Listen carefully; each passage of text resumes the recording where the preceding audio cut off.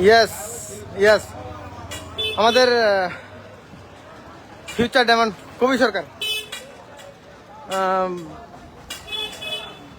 3 গাড়ি ভুয়ো অর্ডার করেছিলাম, কিন্তু আজকে 1 গাড়ি, আজকে এগুলো সবই আমাদের কবি সরকারের জন্য, কবি সরকারের ডেলিভারির জন্য। তো কবি স্যার, তো এত ভুয়ো অস্ত্র, ঠিক আছে রাখুন, আমি বলে দিচ্ছি।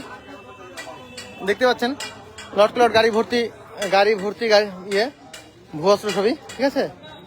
তো আচ্ছা কবি স্যার, বলছি আপনি যে এত ভস্ম নিচ্ছেন, এর আগেও নিয়ে গেছেন 2 গাড়ি, আজকে আবার ফের পুনরায় 1 গাড়ি, ব্যাপারটা কি? এত ভস্ম দরকারটা কি?